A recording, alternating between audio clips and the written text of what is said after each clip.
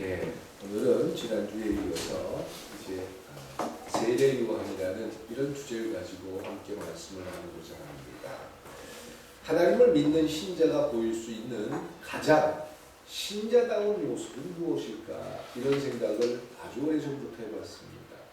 과연 신자다운 모습, 목사다운 모습, 또 우리 권사님다운 모습, 다 통틀어서 신자다운 모습은 과연 뭘까? 어떤 걸까? 이런 생각을 참 많이 해봤습니다. 어려운 이웃을 찾아가서 도움을 많이 주는 모습이 신자다운 모습일까? 아니면 예배를 열심히 참석해서 예배 속에서 은혜를 받는 게 신자다운 모습일까? 열심히 기도하고 성경을 열심히 보면서 하나님의 뜻을 자꾸 갈구하는 게 신자다운 모습일까? 전도지를 들고 세상 곳곳을 다니면서 예수를 믿으라고 전하는 것이 신자다운 모습일까? 과연 우리의 생각 속에, 우리의 신앙의 틀 속에 가장 신자다운 모습이 무엇일까? 이런 생각을 해봤습니다. 사람들은 제가 지금 열거한 이런 내용들이 골고루 다 갖춰져 있어야 신자다운 모습이다 라고 생각합니다. 그래서 그런 기준에서 조금 못 미칠 때 저 사람은 목사인데 왜 저래? 봉사도 안 해. 저 사람은 교회에서 오래 신앙생활 했는데 왜 예배를 게을리 하지? 이런 생각을 할 수 있습니다. 그런데 이런 열거한 내용들이 그 사람이 신자다라는 기준은 되지 못한다는 겁니다. 그것으로 그 사람이 그리스도인이다라고 증명할 수는 없다는 거예요. 그리스도인이 아닌데도 그런 일들을 할 수 있다라는 겁니다. 하나님을 믿지 못하는데도 천국이 믿어지지 않는데도 열심히 교회 잘 다니면 복 받는다고 하니까 내가 이 세상에서 복을 좀 받기 위해서 열심히 교회법을 따르는 경우도 있다는 겁니다. 그건 하나님이 믿어져서가 아니라 내가 세상에서 높아지기 위해서 사는 모습이기 때문에 신자다운 모습이다라고 정의할 수는 있다는 거죠. 그러면 과연 성서에서 이야기하는 신자다운 모습은 무엇일까라는 겁니다. 그런 어떤 행위들로 사람들에게 평가받는 게 아니라 가장 신자다운 모습은 하나님의 약속을 신뢰하는 자가 신자의 모습인 줄 믿습니다. 다시 말해서 하나님이 믿어지는 사람이다라는 거예요.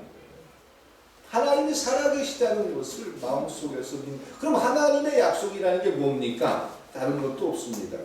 하나님께서는 인류를 위해서 우리의 모든 죄와 허물을 그리스도의 피로 덮으시고 우리를 생명으로 인도하신다라는 것이 믿어지는 것이다. 이것이 신자의 기준이다라는 거예요. 얼만큼 성경을 많이 봤느냐, 얼만큼 매일 기도를 하느냐, 얼만큼 봉사를 많이 했느냐, 이것이 아니라 정말 그가 그의 삶 속에서 하나님의 약속을 신뢰하고 있느냐라는 겁니다. 그래서 그 사람이 참 신자답다라는 것은 사람들이 인정하는 것이 아니라 하나님께서 인정하셔야 될 줄 믿습니다. 아니 이거 할게. 그것이 내가 믿어지느냐라는 거예요. 성서에 보면요, 다윗이라는 사람이 나옵니다. 제가 여러 번 말씀을 드렸지만 다윗이 여인을 탐하여서 한 사람을 죽게 만들고 부끄러운 일을 했습니다. 아마 그 다윗을 보면서 신자다라고 생각할 사람이 있으면 아무도 없을 겁니다. 어떻게 하나님께서 그렇게 기름 부음을 준 왕이 자기가 가장 사랑하는 한 장군을 죽이면서 밧세바라는 여인을 탐하고 그리고 그 여인을 통해서 성적인 욕구를 이겨내지 못해서 아이를 낳고 그런 과정을 알고 있는 사람들은 다윗을 하나님께서 기뻐하는 왕이라고 인정하기는 참 어려울 것이에요. 나단 선지자가 찾아가서 얘기합니다. 왕이시여, 얼마나 큰 잘못을 하고 있는지 아십니까? 그러면서 지적을 해줍니다. 그랬더니 다윗이 그런 나쁜 사람이 있으면 당장 잡아다가 혼을 내놔야지 예를 들어서 나단이 얘기한 겁니다. 대놓고 잘못을 얘기한 게 아닙니다. 잘못했다가는 나단은 그 자리에서 목이 베임을 당할 수도 있기 때문에 예를 들어서 남의 물건을 뺏은 그런 예를 들어서 설명해 줍니다. 그랬더니 다윗이 어떻게 그럴 수가 있어? 자기 스스로도 잘 모르고 있었는지 모르겠습니다. 왕이 그렇습니다라고 얘기하니까 그래요. 내가 그렇습니다. 그런데 사람들이 볼 때 제가 그 당시에 그 다윗의 시대에 살고 있었고 다윗의 그런 모습을 보고 있었다면 저는 목숨을 놓고 저도 부르짖었을 거예요. 잘못됐습니다. 왕 잘못됐습니다. 라고 이야기를 했을 거예요. 물론 잡혀갈 게 무서울 것도 있었지만 하여간 얘기는 했을 것 같아요. 사람들이 볼 때 다윗은 하나님께서 기름 부음으로 인정하는 그런 왕이 될 수가 없습니다. 그런데 사람이 인정하는 게 문제가 아니더라고요. 그럼에도 불구하고 누구는 그 왕을 인정하지요?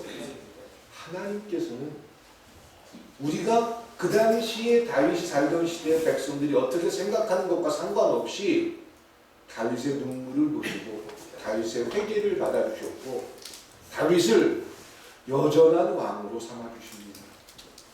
그런 부끄럽고 정말 말도 안 되는 죄를 지었는데도 불구하고 사람들은 절대 용서할 수 없었는데 하나님은 그런 다윗을 인정해 주십니다. 하나님의 백성으로 붙들어 주십니다. 그리고 하나님이 다윗왕을 얼마나 축복하는지 그런 밧세바라는 여인에게서 태어난 다윗왕의 첫째 아들이 누구죠? 안권사님? 첫째 아들이 누구죠? 다윗왕의 압살롬이지요? 예. 그런데 장자가 왕위를 계승해야 되는데 그런 부정한 여인, 이방 여인 밧세바라는 여인에게서 태어난 두 번째 아들. 첫 번째 아들은 죽지요? 두 번째 아들인 솔로몬이 왕위를 계승했습니다. 아니, 물론 역사라는 것은 승리자에 의해서 기록된다라고 할 수 있지만 이건 좀 잘못된 거 아닌가요? 좀 잘못됐잖아요. 우리가 생각할 때 참 말이 안 되잖아요.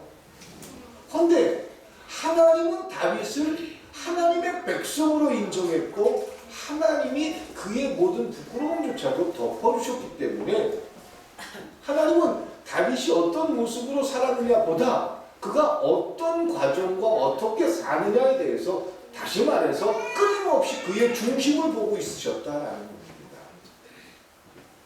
우리가 생각하는 신자다움의 모습, 그러니까 우리가 생각할 때 내가 신자답기 위해서 노력하는 그 모든 모습들은 얼마나 부끄러운 모습이에요. 기도하는 걸 보여주기 위해서, 누구보다 열심히 사는 걸 보여주기 위해서 산다면 그것처럼 내 스스로가 속고 있는 모습이 될지 모릅니다. 그런데 많은 교회 안에서 그런 것들이 답습되어지고 그런 과정이 반복되다 보니까 하나님이 나를 어떻게 보실까를 생각하기보다는 사람들이 나를 어떻게 평가할까, 목사로서 나는 사람들한테 어떤 인정을 받을까, 이런 것들에만 더 관심을 갖게 되더라. 그런 모습이 팽배해 있는 게 바로 이스라엘의 역사 속에 숨겨져 있습니다. 그래서 지난주에 동방 박사들이 별을 따라서 어디로 가야 돼요? 베들레헴으로 가야 돼요. 근데 갑자기 이스라엘에 들어와가지고 그 별이 베들레헴으로 인도한 게 아니라 동방 박사를 어디로 보내지요? 예루살렘으로 보냅니다. 예루살렘에 들어가서 동방 박사들이 무슨 말을 합니까? 메시아가 태어날 건데 어디서 태어납니까? 라고 묻습니다. 그랬더니 성경에 대해서 해박한 지식을 하고 있는 사람들이 이게 베들레헴입니다 라고 대답합니다.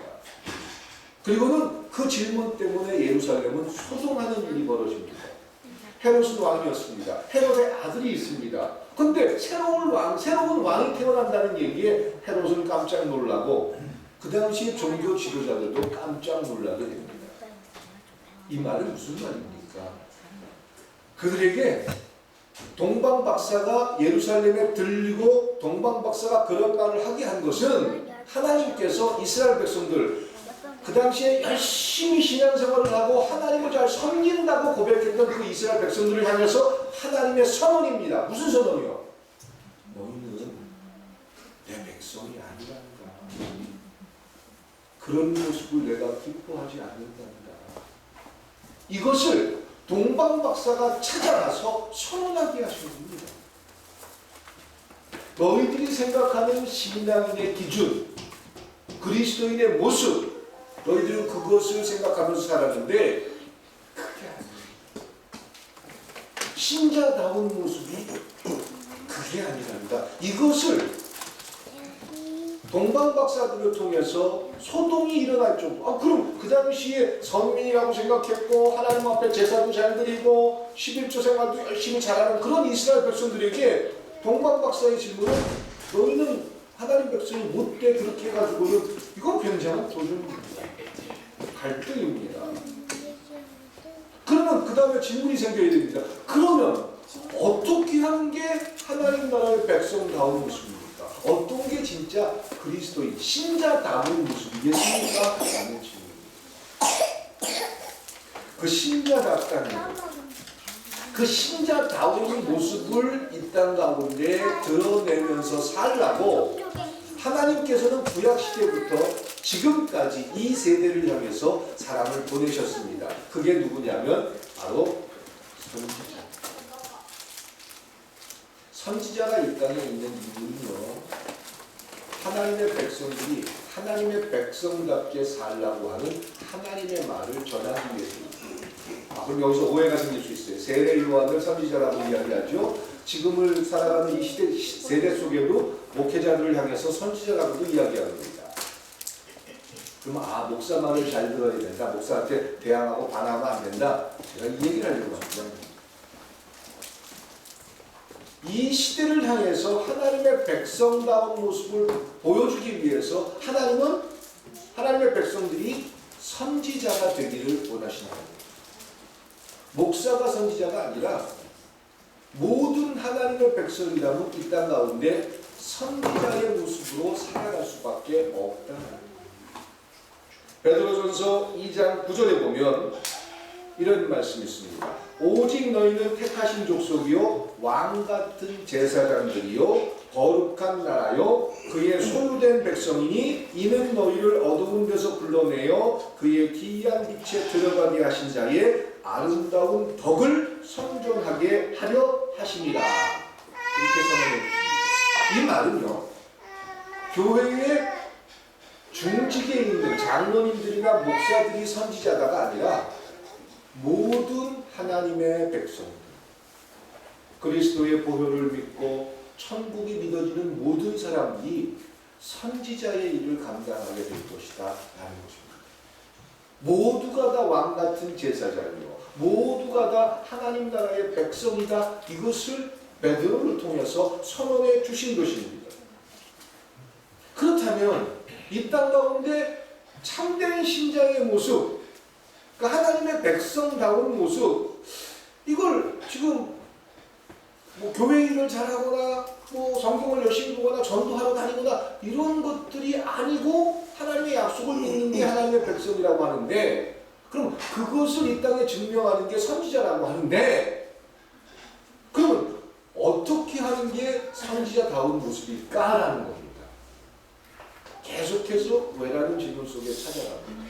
어떻게 하는 게 올바른 선지자다운 모습일까요? 어떤 게 가장 목사다운 모습일까요? 어떤 게 가장 신자다운 모습일까요? 자, 엘리야 선지자는요, 하나님의 말씀을 듣고 싶을 때 그가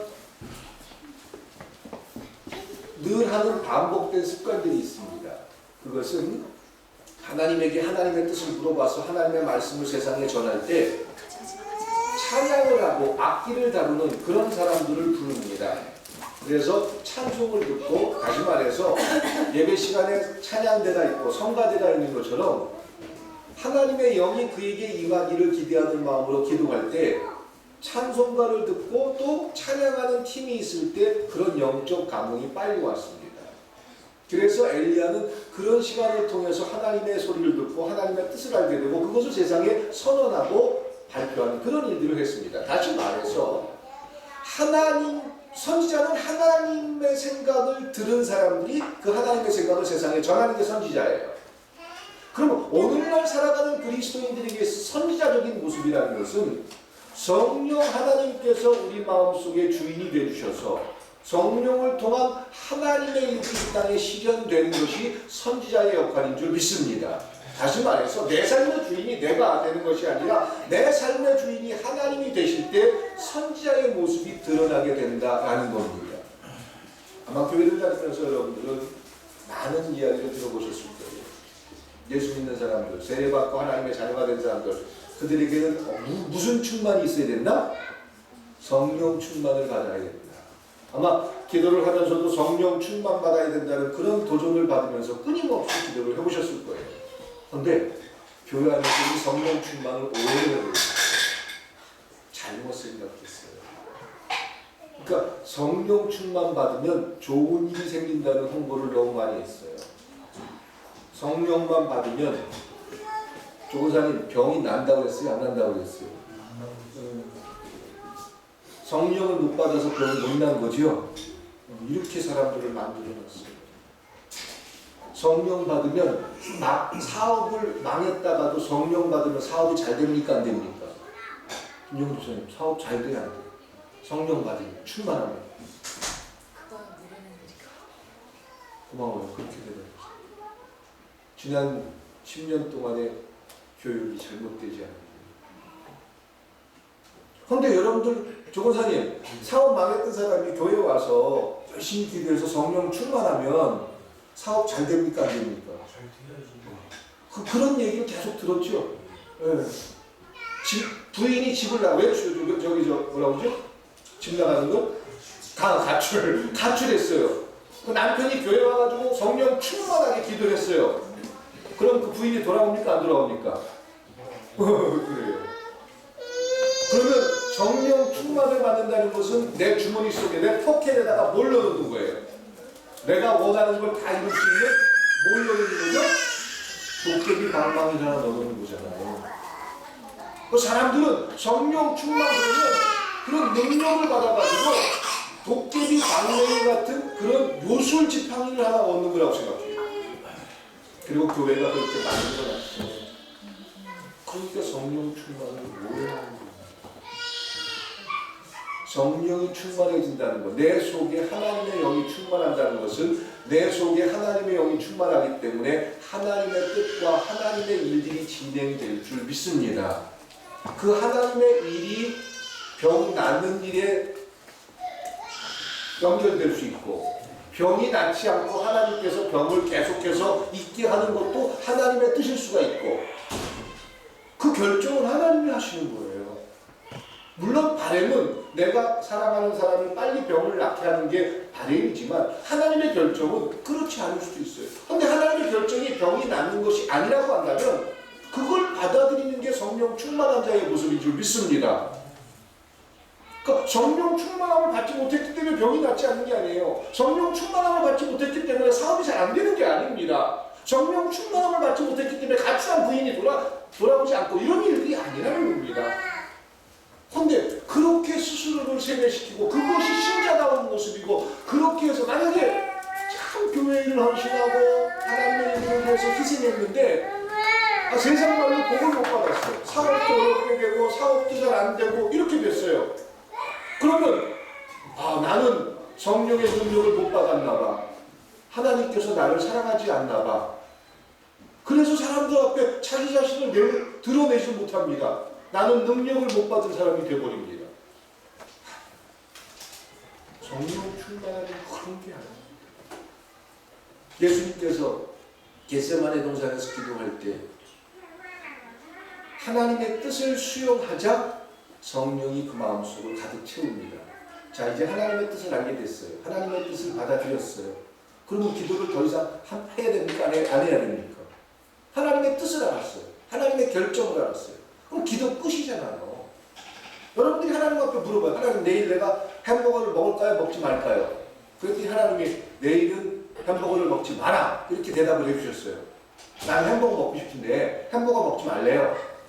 알겠습니다. 하나님의 결정이니까 제가 받아들입니다. 더 이상 기도할 필요가 있어요? 없어요? 없어요. 그 다음날 햄버거 안 먹으면 되는 거예요. 근데 예수님은 하나님의 뜻을 알게 됐고 하나님의 결정을 받아들였는데 성령이 임하게 돼서 하나님의 결정을 수용했는데 그럼 기도를 멈춰야지. 근데 예수님은 그때부터 기도하기 시작합니다. 그때부터 처절한 기도를 합니다. 왜? 햄버거 먹고 싶으니까. 햄버거라는 유혹을 내가 이기지 못합니다. 분명히 하나님께서 원하는 것이 햄버거를 내일 먹지 않는 건데 예 알겠습니다라고 쉽게 대답은 하지만 그 대답이 하나님의 뜻으로 연결되기까지는 끊임없는 하나님의 도움이 필요한 줄 믿습니다. 그것이 기도잖아요. 그래서 성령의 다스림을 받는다는 것은 자신이 왕이 아니라 자신의 삶의 주인이 하나님임을 고백하는 것이 성령 충만한 자의 모습인 줄 믿습니다. 내가 원하는 대로 내가 생각한 대로 신앙생활을 만들어가는 것이 아니라 내 생각은 그럴 수 있는데 하나님의 결정이기 때문에 받아들일 수 있는 용기, 이것이 성령 충만한 자의 모습들이다.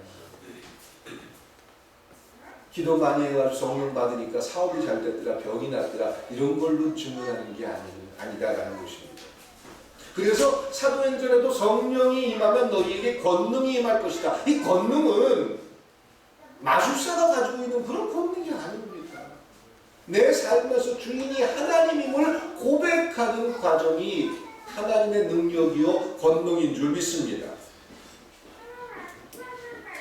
그래서 끊임없이 내 몸과 생각을 쳐서 복종시키는 과정, 이것이 성령 충만의 과정입니다.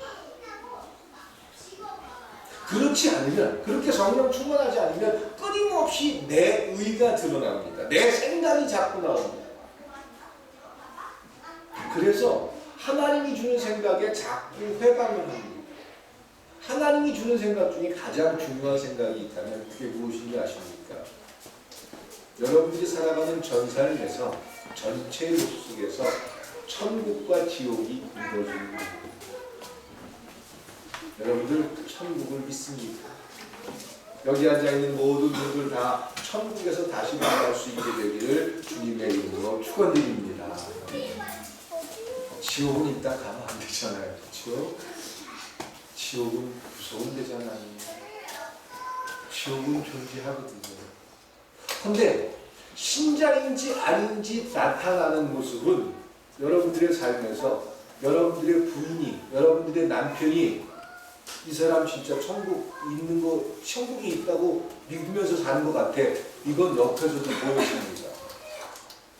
사모님, 꿈있는 교회 목사가 천국을 믿는 것 같아요? 못 믿는 것 같아요?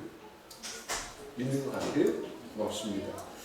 지난 25년 동안 살아오면서 부부하고 참 싸우기도 많이 싸우고 참 힘든 과정도 많이 겪었는데 제 부인이 제가 천국을 믿는 목사라고 생각한다는 것으로 저는 하나님 앞에 감사합니다. 천국이 믿어진다. 지옥이 있다는 것이 믿어진다는 것. 이건 하나님께서 주신 놀라운 축복이요, 성령이 그 속에 있는 사람들에게서 나타나는 증거다라는 겁니다.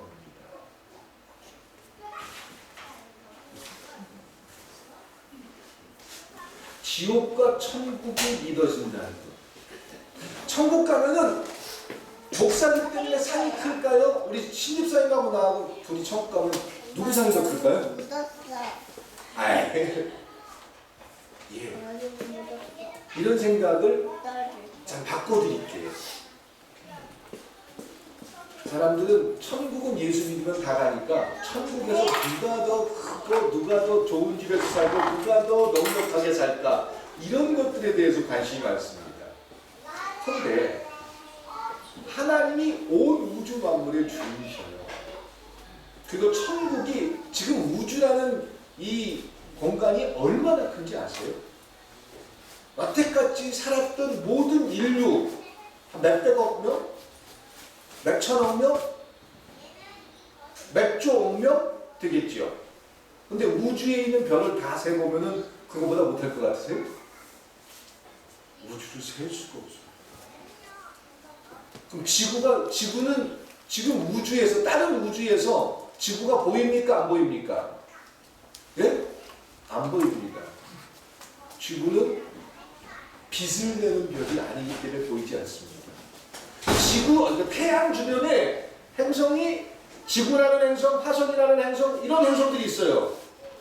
그 별, 태양이라는 별은 수십만 킬로미터 떨어진 데서 이 밤하늘을 볼 때 태양계에서 태양 하나만 보이는 거예요. 태양 주변에 있는 지구, 화성 뭐 이런 건 보입니까? 보이지 않습니까? 아예 보일 수가 없는 거예요. 그런 별들이 지금 우주에 어마어마하게 있습니다. 태양보다 수천 배 밝은 별들도 있습니다. 그 별 주변으로 어마어마한 행성들이 또 있을 겁니다. 이렇게 따진다면 우주는 우리가 생각하고는 너무 개념 자체가 다릅니다. 그런데 교회에서 교회 일 좀 잘하게 하고 또 이 세상에서 복도 받으면서 또 천국 가가지고 천국 간다 그러면 그거 하나로 나 다 했으니까 더 이상 할 거 없다 이렇게 만들까봐 천국 가서 상이 크다 이런 생각들을 많이 갖게 했어요. 네. 상이라는 게 내가 누구보다 더 많이 갖고 누구보다 더 큰 집에서 이런 것들이 하나님이 볼 때 상이 아니라 가장 천국에서 제가 천국을 믿는 사람 중에 하나인데 제 설교는 천국을 믿는다고 이야기하면서 끊임없이 현실에 끊임없이 집중되어 있습니다. 천국을 믿는데 난 천국 가서요 하나님이 모든 것들의 주인인데 저한테 상을 조금 주고 신집사님이 고생했으니까 상을 더 많이 주고 그럼 제가 화가 나가지고 하나님 나한테 이럴 수가 있어요? 이런 모든 것들이 너무 잘못된 생각입니다. 천국 가서 저를 만날 수 있을 것 같으세요? 신집사님 천국 가서 저 만날 수 있을 것 같으세요? 그렇게 큰 우주에서 저를 만날까요? 글쎄요. 그 생각해보세요. 공간적으로 생각해보세요. 4차원적으로, 5차원적으로 생각해보세요. 과연 만날 수 있을까? 근데 저는요, 만날 수 있다고 믿는 게 하나님께서 주신 은혜인 줄 믿습니다. 무슨 말이냐면요, 저 천국 가서 꼭 만나고 싶은 사람이 있어요. 너무 그립고 보고 싶은 사람이 있어요. 선본사님 많이 보고 싶어요. 저 천국 가면 상을 이재원 목사 한국에서 고생했지, 꿈 있는 곳에서 애썼지, 그 모든 말 듣고 싶어. 듣는 걸로 만족하고 가장 보고 싶은 게 어떤 권사님 한 분이 절 찾아와가지고 목사님 애썼어. 고생했죠? 우리 새끼들 잘 챙겨줘서 고마워. 저는 제가 가장 바라는 천국이 바로 그겁니다. 자, 천국 가면은 제가 저와 싸우고 다투고 미워했던 어떤 사람이 저를 기다리면서 야, 요게 천국 와나 지옥 가나 요거 쳐다보고 그 정도 공간일까요, 천국이? 천국이 믿어진다는 건 그럼 그 천국에서 누군가를 만날 수 있다는 소망을 갖는 것. 우리가 살아가는 이 현실에서 어떤 삶을 사느냐가 천국과 연관이 된다. 암만 천국 가면 뭐예요? 혼자 독불장군 노릇하다가 정말 그립고 보고 싶은 사람이 한 명도 없어요. 그럼 천국 가면 얼마나 쓸쓸해. 그 좋은 집에서 그 모든 걸 준비해놨는데 정말 만나고 싶은 사람이 없어. 다른 사람들이 만나고 싶은데 만나기 싫대. 나는 천국 가서 장본사님하고 같이 막 그냥 그 좋은 데도 같이 다니고 손잡고 막 정말 애썼다라고 위로도 하고 싶고 막 그런데 장본사가 목사님 난 살면서 목사님한테 너무 실망해가지고 천국 가서 목사님 절대 안 만나고 싶어요. 그러면 내가 요청해도 만날 수 있을까요? 없을까요? 나 이게 어려울 것 같아. 그러니까 하나 천국이 믿어지는 사람들은 이 세상에서 어떤 그리스도인의 모습을 가지고 살았고 어떤 관계와 어떤 신뢰를 가지고 있느냐가 중요하다고. 작년에 우리 의원사님 몸이 아프셨을 때 장로님이 그 병원 앞에서 울면서 기도하던 모습. 혹시 지금 가면 안 돼. 아직 좀 더 시간이 필요해요. 그리고는 몸이 좋아질 때, 나오실 때, 수술하고 나올 때 장로님이 참 로맨티스트예요. 부인의 볼을 만지면서 여보 고마워 그러면서 눈물을 흘리는데 이모사님 천국 가서 만나고 싶으세요? 안 만나고 싶으세요? 네? 대답 잘하실게. 어떤 부인들은 내가 천국 가서 이 남편 절대 안 만나 이럴 수 있는데 그게 믿어진다는 거. 그래서 천국 갔는데 정말 저를 만나고 싶어하는 수만 명이 있어요. 저는 이 세상에서 참 선지자로 그리스도인답게 사는 사람인 것입니다. 천국을 가긴다는데 그래서 우리가 살아가는 지난 10년 동안 앞으로 살아갈 시간들이 얼마나 우리에게 제가 먼저 갔어요. 근데 우리 딸이 아빠에 대한 기억이 별로 좋지가 않아요. 저는 딸이 보고 싶어가지고 천국에서 기다리는데 딸이 천국 가가지고 그건 지상에서 일이니까 나 아빠 보고 싶은 마음 없어. 그리고는 거부를 해요. 그럼 저는 혼자 외롭잖아요. 어저께 응답하라 1988이 끝났어요. 그렇죠? 얼마나 아쉬워. 그거 좋아하는 분들은 아쉬울 거예요. 저는 그 드라마를 보면서 어제도 3번을 울었어요. 그 보라하고 아빠가 결혼식 날 그 편지를 주고받는 그 장면. 그냥 딸이 시집가면서 아빠한테 그동안 못했던 그 안타까움을 편지로 표현하고 아버지는 딸이 신혼여행 가는 그 자리에 편지를 써서 정말 애틋함을 표현하면서 딸을 사랑하는 걸 고백하는 그런 장면. 저는 얼마나 이제 앞으로 우리 딸 그것도 결혼하겠지요. 근데 그런 모습들을 마음속에 간직하고 그런 관계가 계속된다는 것. 그리고 그 드라마에 보면 못난이 삼형제 나오죠? 못난이 인형? 엄마들, 아줌마들, 뽀글뽀글 아줌마들. 3명이 나오는데 태기 엄마가 이사 가잖아요. 그렇죠? 그 10몇 년을 살던 골목에서 한 사람이 이사 가요. 근데 그냥 셋이서 부둥켜 안고 막 우는데 멀리 가는 것도 아니에요. 전화하면 만날 수 있어요. 근데 막 그 10년 동안 지내온 관계 때문에 부둥켜 안고 막 우는데 신자다운 모습이라는 게 뭘까? 저도 물론 많이 울었어요. 여러분들 꿈이 있는 교회 이 관계 안에서 정말 서로에 대해서 그런 그리움이 생기고 그런 마음을 가지고 안아주기도 하고 이런 관계를 가지고 있으십니까? 여러분들은 왜 여기다 보내신 것 같으세요? 하나님 분명히 뜻이 있어. 누구보다 잘나고 잘난 척하라고 여기 보낸 거 아닙니다. 그런 멋진 관계를 가졌을 때 제가 좀 일찍 죽어요.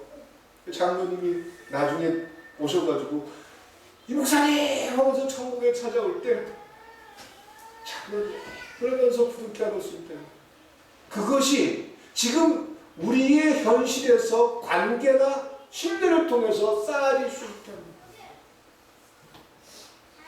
이게 하나님이 믿어지는 자들의 삶에서 나타나는 현상이다. 그런데 틀 속에 갇혀버리면 신앙이라는 잘못된 틀 속에 갇혀버리면 그런 관계를 보는 게 아니라 네가 잘나니 내가 잘나니 내가 더 큰 일을 하니 네가 더 큰 일 이런 것들로 정말 끊임없이 상처를 준다는 거죠. 그래서 세례 요한이 나온 겁니다.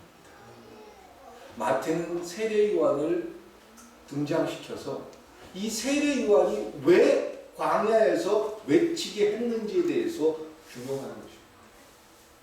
세례 요한은 선지자입니다. 이스라엘 백성들을 향해서 끊임없이 선언합니다. 회개하라. 천국이 가까이 와. 그리고 세례요한은 광야에 나가서 어떻게 먹고 살죠? 메뚜기와 석청을 먹으면서 전혀 그 당시에 선지자라면 어떤 옷을 입고 다녀야 돼요? 이런 가운을 입고 다녀야 돼요. 그리고 구별된 모습으로 살아야 돼요. 근데 이건 무슨 뭐 집시들처럼 광야 바닥으로 나가더니 메뚜기하고 석청을 먹으면서 사람들이 와서 회개하라 천국에 왔고 이런 소리를 외치고 그 당시에 전혀 교인답다 교인답지 못하다 교인답지 못한 행동을 했습니다.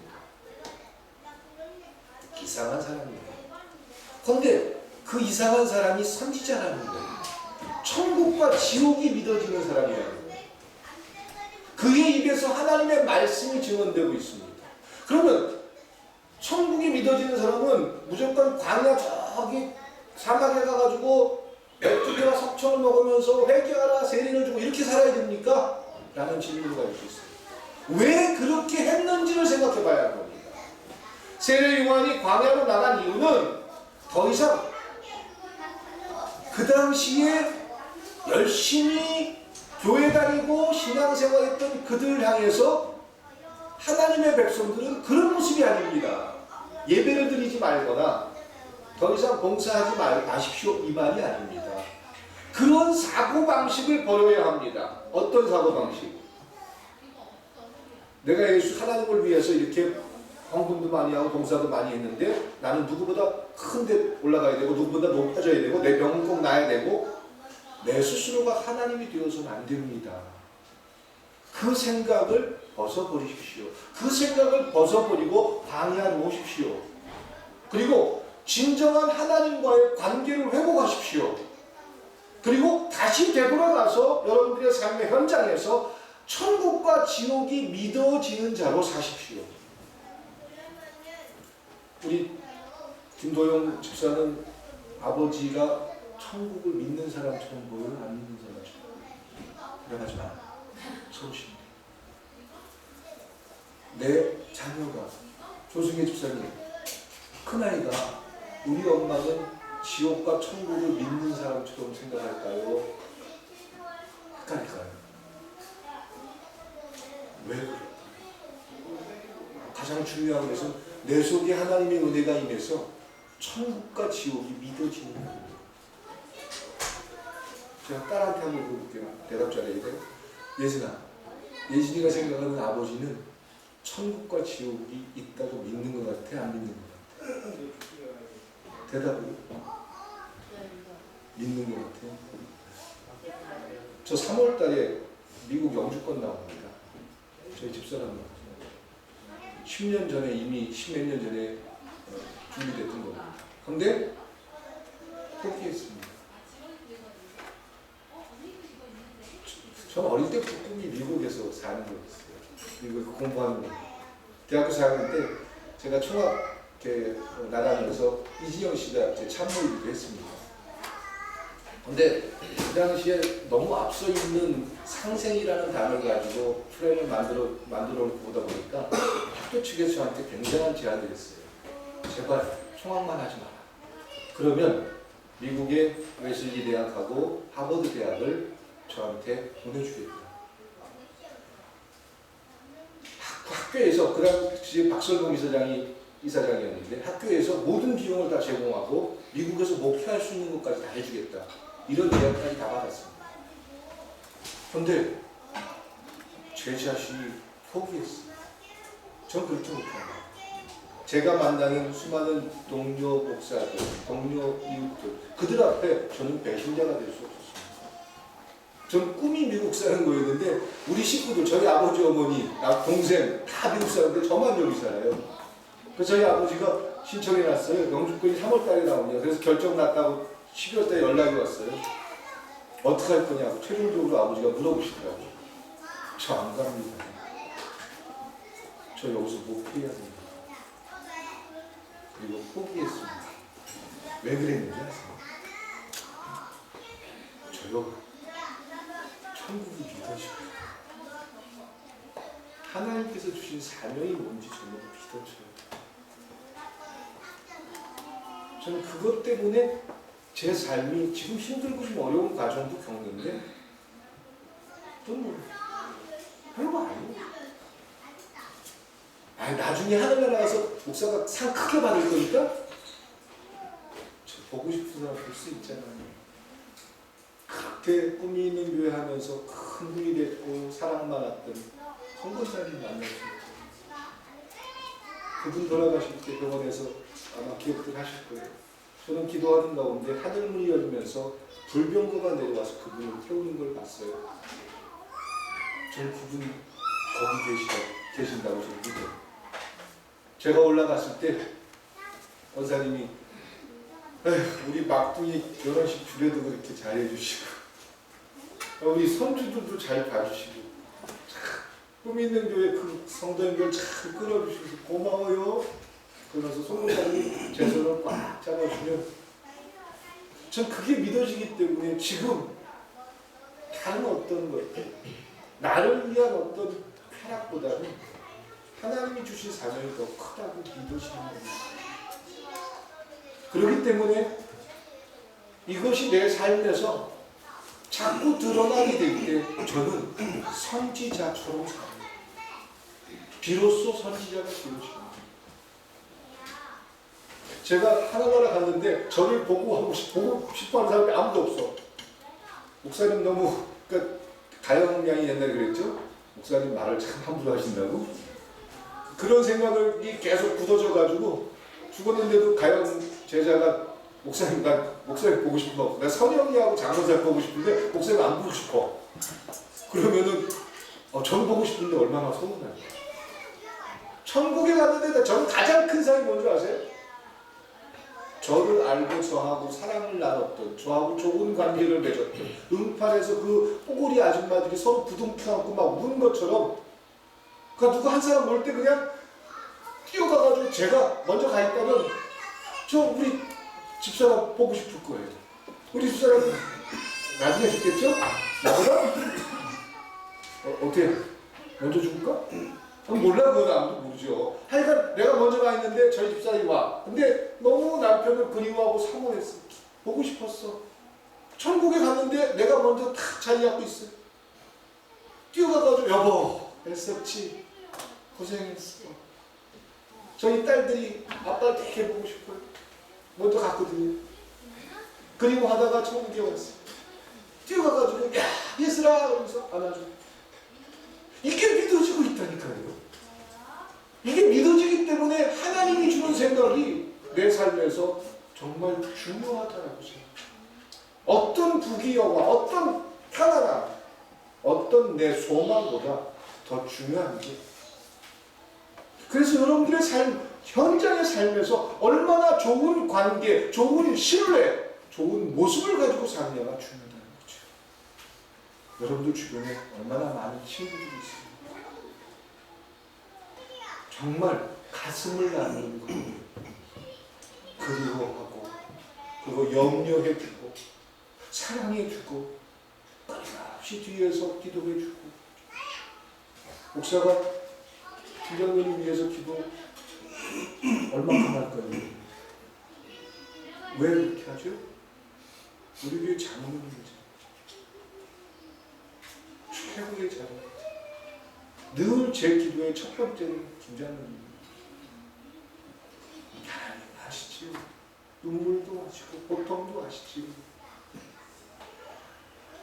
장호철 목사님께 기도할 때는 참 많이 기도해요. 지금 힘든 과정을 겪고 있는데 하나님 아시지요. 좀 도와주셔야 될 때가 된 거 아니에요? 좀 들어주세요. 왜? 하나님 믿어지기 때문에 그래. 천국이 믿어지거든요. 이런 관계가 서로에게 신뢰가 돼서 서로에게 사랑으로 깊어질 때 정말 제가 먼저 갔을 때 그 김영은 집사가 존경하는 목사님이 먼저 갔어. 나중에 자기도 오겠지. 올 때 내가 구름을 타고 손오공은 아니지만 구름을 타고 탁 내려올 때 목사님 보고 싶었어요. 지금 여러분들 이거 지금 여러분들 만들고 있어요? 만들어지고 있어요? 이런 거 관계 만들려고 꿈이 있는 교회 안에서 한 형제요 자매가 된 줄 믿습니다. 이걸 모르고 엉뚱한 종교의식에 빠져있는 바리새인 사두개인들을 향해서 세대로는 뭐라고 독서를 이야기하죠? 독사의 저주. 왜 하나님 나라를 잘못 알고 너희들은 왜 종교의 틀 속에 갇혀있느냐? 종교의 틀이라는 게 뭐예요? 이 세상에서 얼마큼 잘 먹고 잘 사느냐, 내가 교회 다니면서 얼마큼 봉사 많이 하고 얼마큼 잘했기 때문에 난 이렇게 부자가 됐어, 이런 것들로 스스로 쏟아버리는 겁니다. 그런 그들에게 제발 그 사고방식을 버리십시오. 그리고 내 주변에 살아오는 내 삶에서 정말 아까워, 눈물 나고 그리워하고, 그래서 그 사람이 그리워서 밤을 꼬박 세우고, 그런 관계들을 여러분들의 삶에서 만드는 것이 하나님 나라의 백성의 모습이 될 줄 믿습니다. 그게 신대다운 모습입니다. 내가 전도를 몇백 명 했고 교회를 몇 개를 지었고 뭐 봉사를 얼만큼 하고 기도를 날마다 얼만큼 하고 무슨 소용이 있어요. 하늘나라 가면 그런 거 다 필요 없잖아요. 그 영화 보실래요? 나비가 있죠? 참 사모님 센스 있어. 내 마음이 이렇게 자랐어. 나비는 처음부터 날았나요? 처음엔 어떤 모습이죠? 애벌레예요. 땅을 기어다니면서 자기가 나를 수 있다는 걸 상상도 못했고, 그러다 어느 시간이 지나서 고치가 됩니다. 번데기가 됩니다. 그 고통의 시간을 지나고 나서 그 고치가 열리면서 애벌레, 땅을 기어다니던 벌레의 모습이 바뀌어지고 날개가 생깁니다. 그리고는 고치를 터뜨리고 나와서 창문을 날아다니는 나비가 됩니다. 여러분들이 천국을 간다는 것은 그런 겁니다. 그 놀라운 것을 하나님이 준비하신 겁니다. 에덴 동산을 멋지게 만드셨다면 하나님이 준비한 천국은 더 완벽할 줄 믿습니다. 거기에 그 좁은 곳에서 그 많은 것들을 하나님이 준비해 놓으셨는데 외롭게 살아가지고 나 혼자밖에 없어. 나를 그리워하는 사람이 없어. 정말 보고 싶은 사람이 없어. 얼마나 슬플까. 여러분들의 꿈이 있는 교회 안에서 이제 가장 신자다운 모습은 그 하나님의 마음을 간직하고 이웃과 또 여러분들이 사랑하는 가족, 여러분들이 가장 사랑하는 모든 사람들에게 그런 멋진 하나님의 사람으로 다가갈 수 있기를 축원드립니다. 이렇게 하나님 나라의 백성입니다 라고 세례 요한이 선언하는 겁니다. 제발 그런 잘못된 종교의 길에서 벗어나십시오. 그래야 나비처럼 될 수 있습니다. 자유로우십시오. 그리고 사랑하십시오. 그리고 덮어주십시오. 나중에 지금 변명 안 하셔도 돼요. 나중에 하늘나라 가면 모든 거 다 알게 되잖아요. 넉넉함을 가지고 얼마나 내가 사랑했는지, 얼마나 그 일 때문에 내가 정말 마음을 쏟았는지 하나님은 아시잖아요.